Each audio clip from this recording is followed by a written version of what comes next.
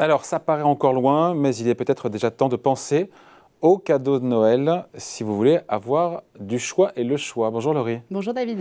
Alors, en effet, on n'est que le 1er novembre, mais il semblerait que ce soit déjà le moment de commencer à réfléchir à faire ses achats. Exactement David, alors c'est la période de l'année qu'on attend tous ou presque avec impatience. Je veux bien sûr parler des fêtes de Noël. Alors pour les vendeurs de jouets comme chaque année, le compte à rebours est lancé. Seulement voilà, il semblerait qu'une nouvelle pénurie se dessine et vienne allonger la longue liste des secteurs en difficulté d'approvisionnement.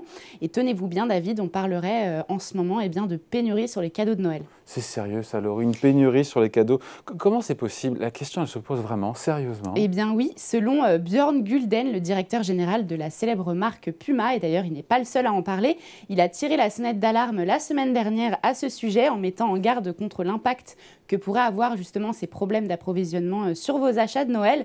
On le sait, les entreprises du monde entier sont inquiètes en ce moment sur les pénuries qui touchent presque tous les secteurs. Et c'est pourquoi donc le patron de Puma recommande d'acheter ses cadeaux de Noël le plus tôt possible. Et même maintenant d'ailleurs, pour éviter tout problème.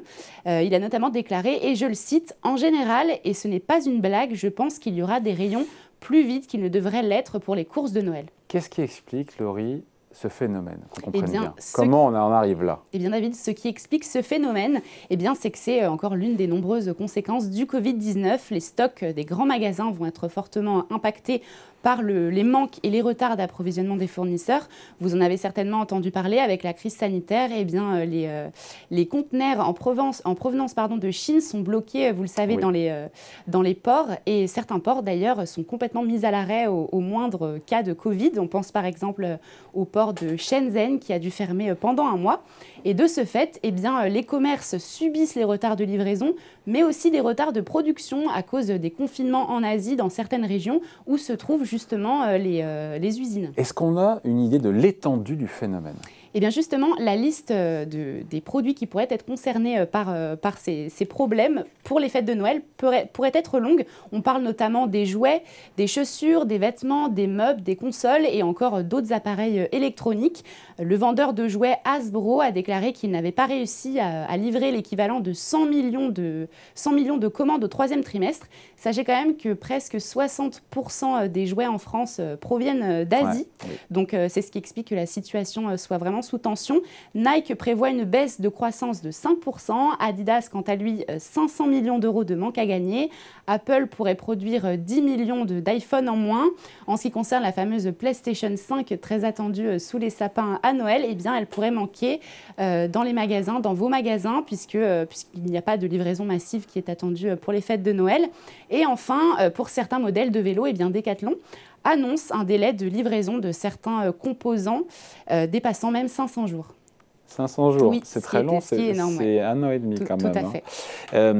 On parle des magasins. Qu'est-ce que, Laurie, les enseignes peuvent faire pour essayer de limiter la casse?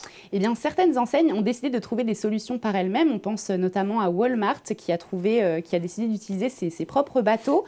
D'autres ont choisi d'abandonner complètement le transport maritime pour le transport aérien ou bien de commander, bien sûr, plus tôt pour compenser les retards. Donc, on prend cet avertissement au sérieux?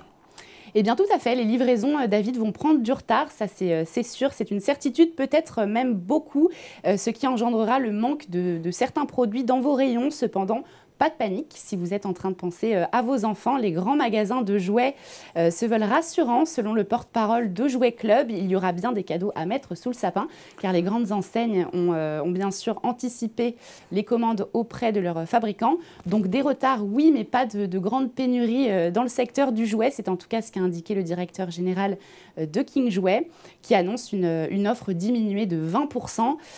Il faudra quand même attendre peut-être un peu plus longtemps, donc si vous voulez un jouet bien spécifique, peut-être faire plusieurs magasins. Ouais. On se dit qu'au final, l'addition sera plus salée, au risque de payer peut-être un peu plus cher nos jouets, nos joujoux et nos cadeaux de Noël. Bien, en effet, David, comme je le disais, la plupart des jouets, en majorité, proviennent d'Asie. Donc, avec l'augmentation forcément du coût du transport et l'augmentation des matières premières, du prix des matières premières, une augmentation est à attendre. Les professionnels prévoient une augmentation de 5% des prix des jouets. L'enseigne King Jouet, quant à elle, prévoit une augmentation de 3% de ses prix. Le porte-parole de Jouet Club, quant à lui, a annoncé qu'il n'y aurait pas d'augmentation de prix pour ses consommateurs. S'il y en a une, la société la prendra sur sa marge. À noter quand même que 70% des jouets ont vu leur prix augmenter en 1 an. Voilà. On finit là-dessus, Laurie, quelques recommandations éventuellement pour éviter de se prendre le coup de bambou sur la tête quand on va acheter ces cadeaux de Eh bien, Noël. David, je vous proposerais bien de laisser vos enfants jouer avec leur carton vide, seulement ils risquent de rapidement se lasser. Donc, pourquoi ne pas faire le choix de cadeaux made in France?